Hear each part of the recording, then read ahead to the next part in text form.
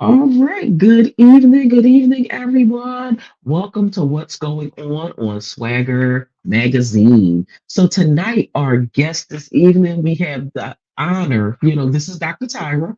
Hello, everybody. And this evening, I have the honor to interview Clarissa Shepherd, a dynamic Pilates instructor and influential figure in the fitness community, who is not only transforming lives through movement but also training professional athletes, including Washington Commanders star player Terry McLaurin. With her extensive training in both classical and contemporary Pilates methods through Peak Pilates and Club Pilates, Clarissa has established herself as a Club Pilates master trainer and bar above master trainer, specializing in perinatal Pilates and kids Pilates. She caters to a diverse range of fitness needs, making her an invaluable resource for anyone looking to improve their health and wellness. Everyone, I want you all to welcome Clarissa Shepherd to the stage. Welcome, Queen. Welcome.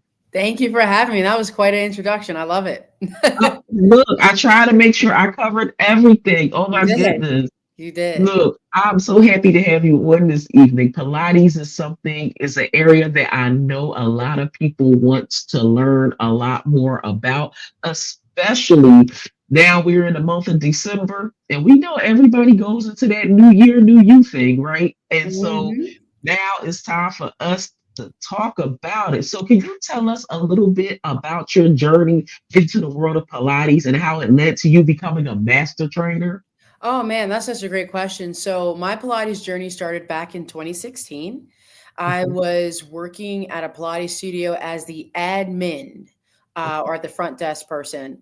And I was a horrible admin. But what I did learn during that experience was the power of your voice and how, you can help people get healthier and feel better. And it also was the first time I ever saw a woman owned business, let alone fitness. So I was Mhm. really intrigued by that. Okay. And so soon after that experience, I then became a certified Pilates teacher with the MAT method. And then I followed it up with learning the comprehensive. And that's where like Peak came into the play, or Peak Pilates did. And then I just kept learning, learning, learning. And I'm still learning now to this day. Here we are almost 9 years later. And so Wow. that's what's kind of led me to becoming a master trainer for Pilates or Club Wow, that Pilates. Mhm. that is awesome. And what inspired you to work with such a diverse clientele? Because I know you work from professional athletes to Mhm. children and to also Mhm. expected mothers. Yes, that is all true. Um, I don't really turn away anyone that wants to come work with me, but as far as it relates to my specialties, motherhood is something that's important to me because I'm a mom of two, and I did Pilates during both my pregnancies, and it really helped me stay connected and feel fit and feel good about myself. And then, as it relates to the athletes, I was a former athlete myself. I played softball in college my Mhm, first year, mhm. and I'm a big football fan. I've been a Cowboys fan since 2003. So over 20 years. Whoa. I know you're from Philly. I know. And I grew up in the area. Trust me, I'm used to it.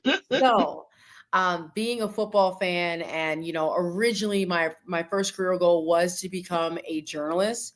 I Okay. always wanted to be a sportscaster. Mhm. So, and because I wanted to work with the athletes, I wanted to interview them. I wanted to be Pam Oliver. I'm not sure if you're familiar with I Pam. know who she is. Yeah, Yes. I wanted to be just like her when I was young. And Mhm, so having the opportunity to still work with athletes but in a different way is really surreal for me. And mhm, being that I live so close to the Commanders bubble, mhm. where their practice facility, it was just kind Yeah. of like an easy slide for me, and here we are. Mhm. Okay. Look, it's never too late to become a journalist if that's True. what you want to do, especially in the sports arena.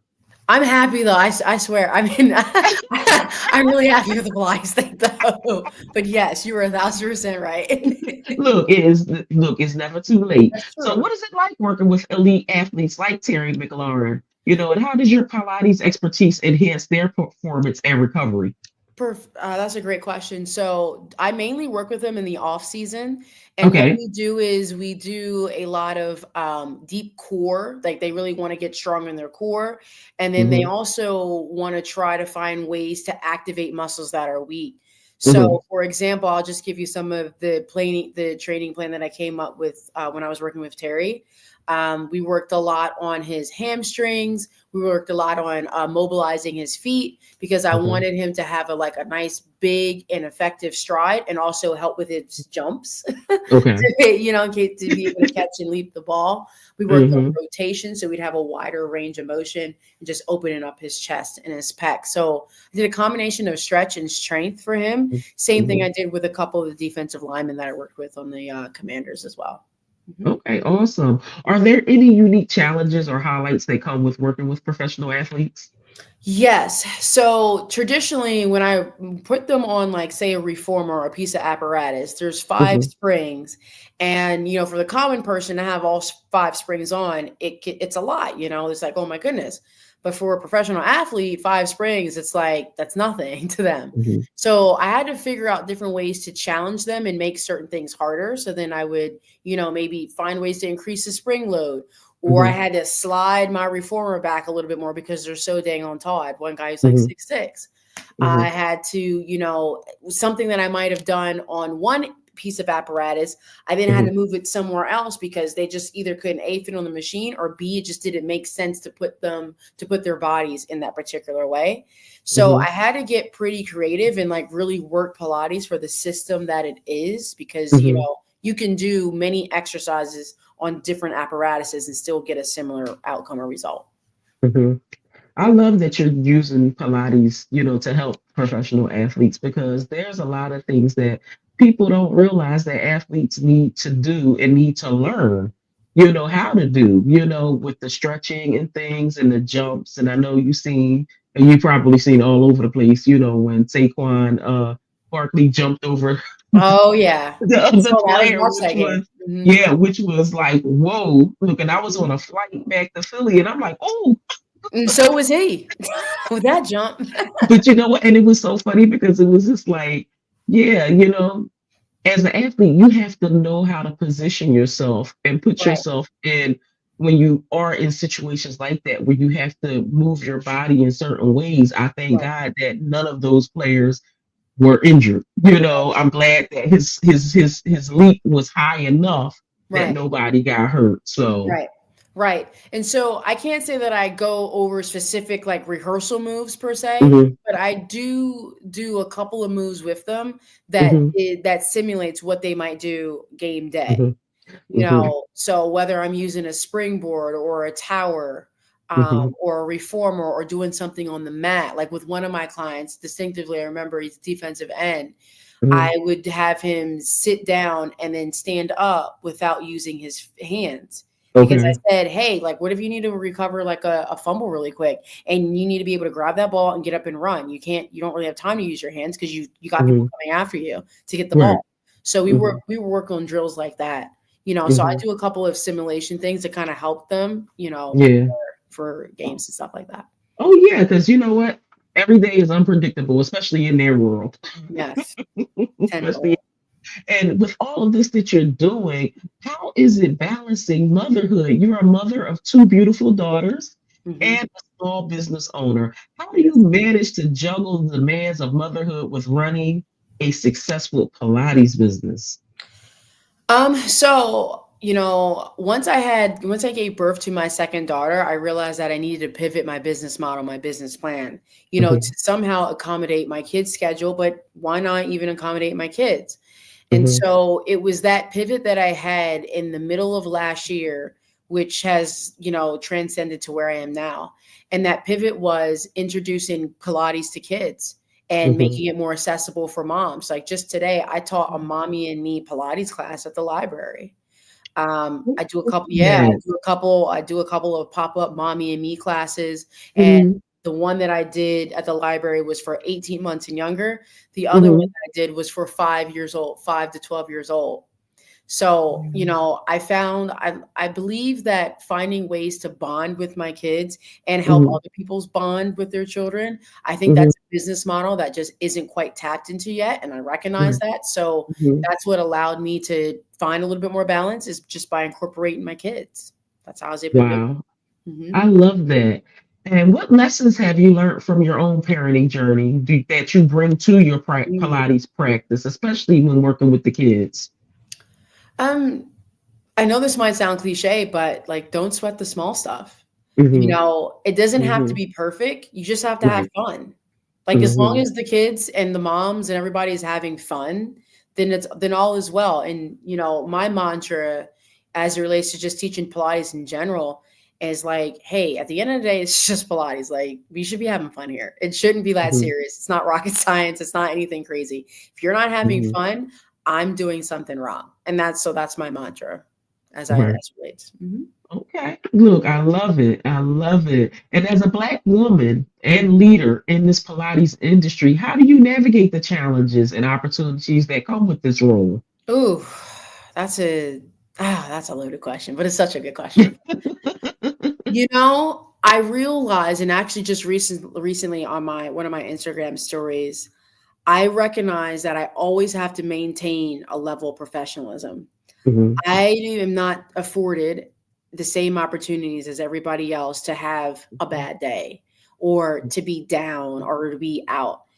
No matter what I'm feeling or what I'm going through, I have to always maintain a level of professionalism. And so, Hmm.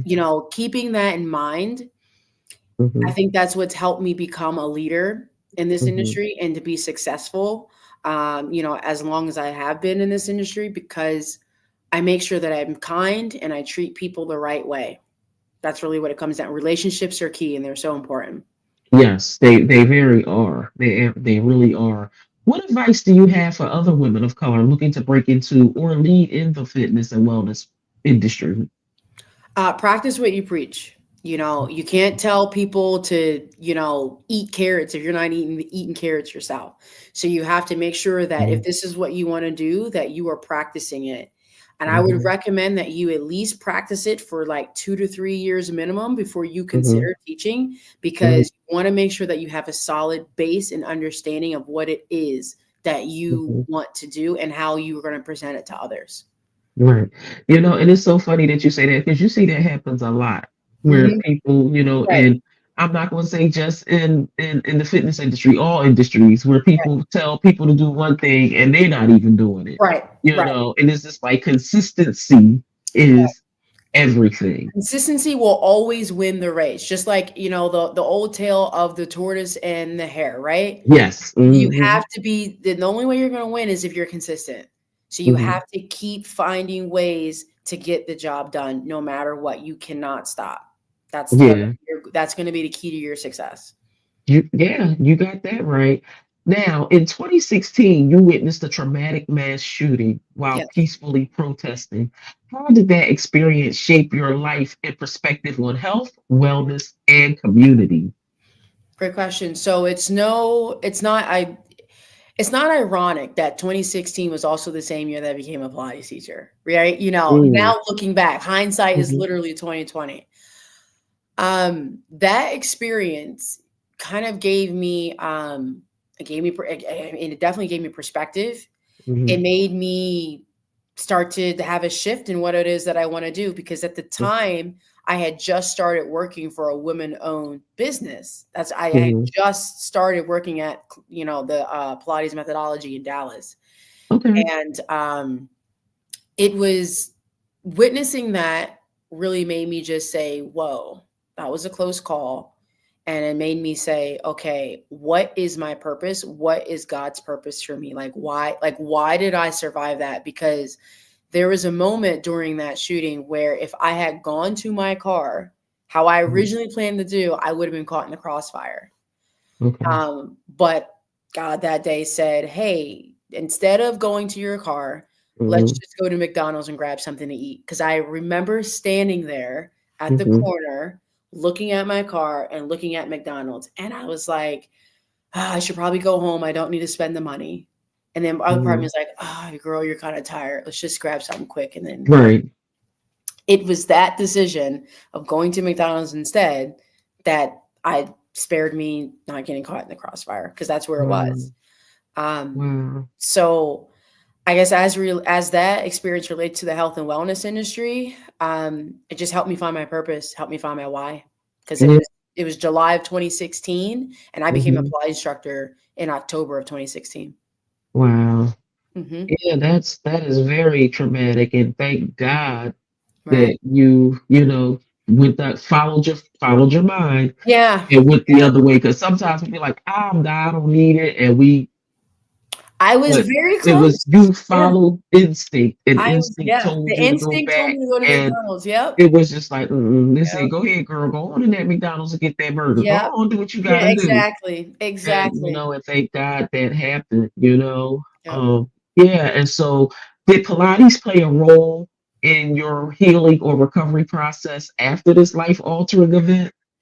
I would say yes, because it helped me communicate a little bit better because after that shooting, I'll be transparent, I didn't really want to talk about it.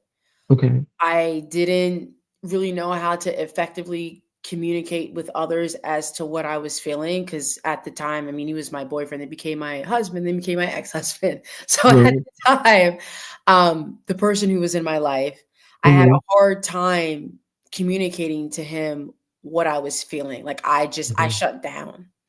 And so finding Pilates kind of helped me come out of that shell a little bit because you're forced to Right. talk, you're forced to be around other people again. Because Hmm. for a while, I didn't feel comfortable being in any crowds. I didn't want to be Right. around loud noises.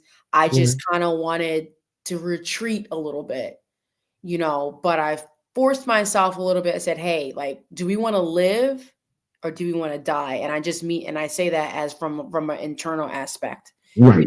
If I'm here, I'm going to be here for a reason. I have a choice. Do I just, Right. give up or do I keep going? So the Pilates, it helped me come out of that shell, and it helped me Hmm. come out of the shell a lot faster probably than what I would have. Okay. Yeah, that's one thing. I'm a therapist by trade. And so, outside of doing media, and trauma is something that a lot of people experience trauma every day, but it's Hmm. how we're able to manage it. And having conversations sometimes is very hard. Is one of Yeah. the most difficult things that happens when you experience a traumatic experience. Right. And people be wanting you to talk now, now, now. No, it happens when the individual is ready, Right.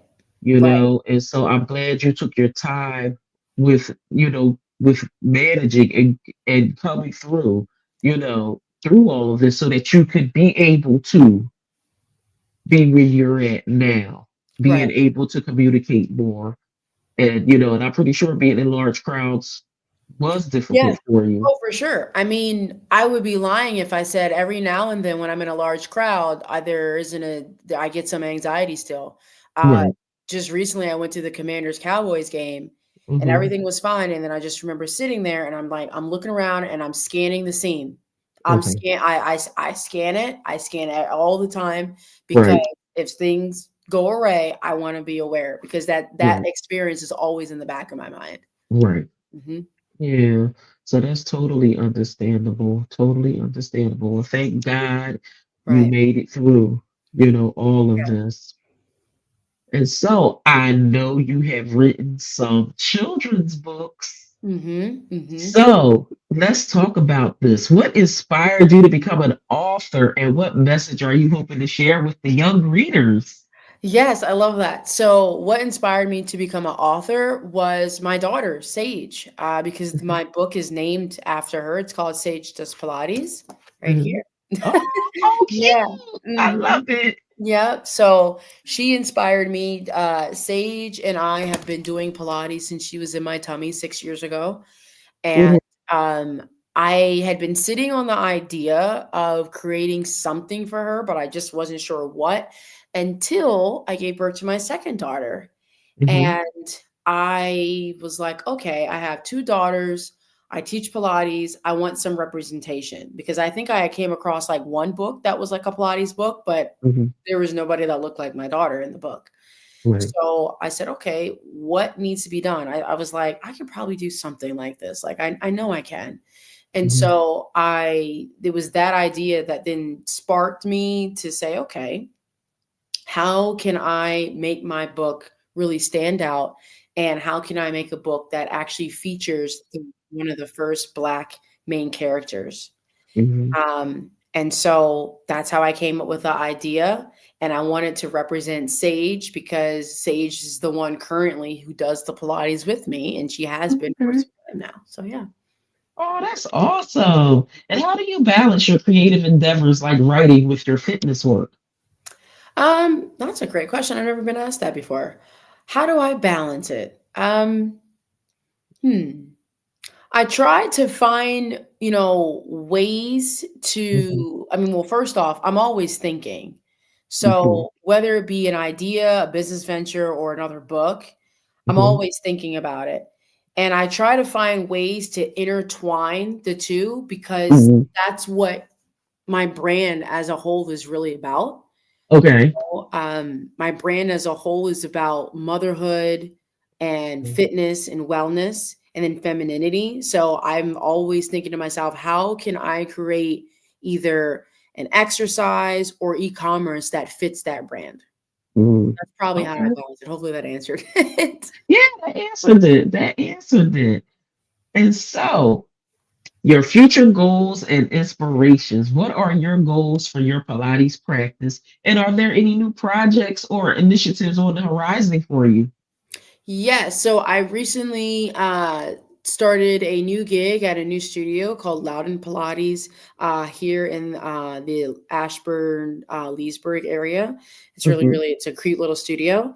I do plan on writing another book, but this time it will be for bar. So stay tuned for Okay. that. And as far as next year, at least short term goal, my goal is to bring Pilates a little bit more to the masses as a educator. So I recently Okay. became a balanced body presenter, and they're a pretty well known, recognized brand in the Pilates world. So my goal is to bring more pre and postnatal Pilates to the world. More kids Pilates to the world because I created the first kids Pilates teacher training. So that's where I'm at, and then get a couple more athletes, on my roster to train and work with them to get the Commanders great. I mean, it's no coincidence that the Commanders are actually doing pretty good this year. Just I saying. know. Yeah, and they are. They are. Yeah, They are. Look, and it's awesome that you're a part of the team. I know, That's right? so big. It feels like it Yeah. sometimes. Yep. Look, that's definitely something that makes you feel good, right? Mhm, And so, mhm. what motivates you to keep pushing boundaries and creating impact in both fitness world as well as in your personal life? My nana. My nana, I mean, she's still with me here on this earth, but she's always told me that, I'm great, I'm amazing, I'm wonderful. And her maiden name is Best. And she's like, you Okay. better wear that on your sleeve. She said, at the end of the day, you are the best. So she'll say things like that I know still. that's right. So she motivates me to keep going. Mhm. And she motivates me to always be the best version of myself that I can possibly be. And of course, my kids and my husband do as well. But it really started with my nana because I mean, she's the one that instilled all these ideas in me from the time that I came out. Okay. Awesome. I tell you, nothing like the love of a nana, right? It's that is 1,000% true. Nothing like the love and Nothing, nana. nothing like it. All right. And before we close out, for listeners who might feel intimidated about starting their own wellness journey, what advice would you give them? Hmm. I would say find a movement modality that you feel like you would do if, say the world was coming down. I know I'm being a little dramatic, but find something that brings you joy. Like Mhm. find an exercise or even a movement. Like you could just be dancing, to some music on Spotify. Find something that makes you feel like you're having a good time. That's it. Doesn't have to be Pilates, doesn't have to be strength training. It can be anything. Just find something that really helps feed your soul. Like you would, if you know that you would do it when you're stressed, then you know you're Mhm. on the right movement modality for you. Okay. And do you do Pilates classes online? I do. So actually Okay. starting in the new year, I'll be doing a 50-50 class, 50% reformer, 50% mat, just, all body. And then I also am Okay. thinking about rolling out an online body weight class, more so geared towards bar. Okay. So if you follow my website, pilatesmommy.com, you'll be able to see that. And you can get on my newsletter because I have a newsletter that comes out weekly.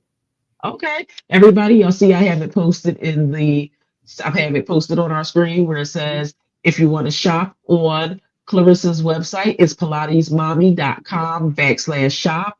But on pilatesmommy.com, you can sign up for subscribe to her page, as well as find out all information that you need to know about Pilates and all of Mhm. the amazing things that she has going on, as well as shop, shop, shop. We need this book to be a bestseller. And Yes. is the book only available on the website, or can we get it through Amazon as well? You can get it through Amazon as well. So it's on my website and it's on Amazon and it's on Buy Book Baby as well. So it's Okay. on a couple of different media platforms in it. I do, if you're in my area, you can find it at the Barnes and Noble in Fairfax, Virginia.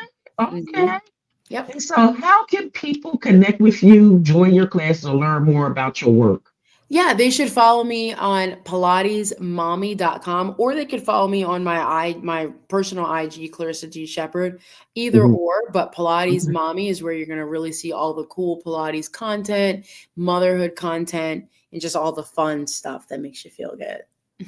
Oh, look, this was awesome. I love that, everything that you're doing with Pilates, and I'm loving that you found your niche, Yes.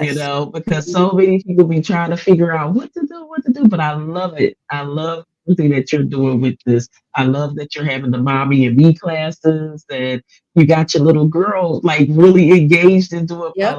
Pilates, and I'm pretty sure she takes it to school with her.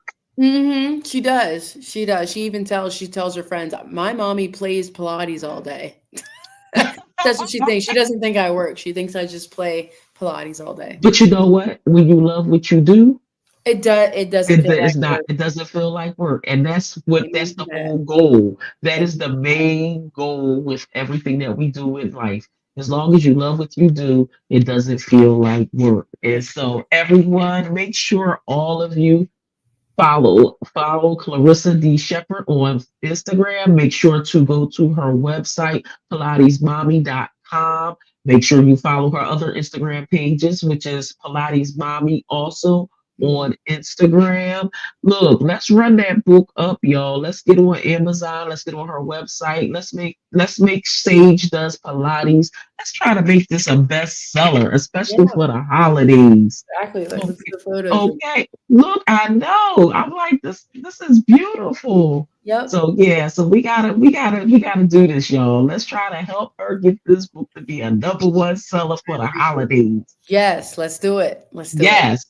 Thank you, Clarissa. This was an awesome interview. Thank you, everyone, for joining Swagger Magazine this evening for what's going on with Clarissa Shepherd. I want you all to have an amazing evening. Talk to y'all later.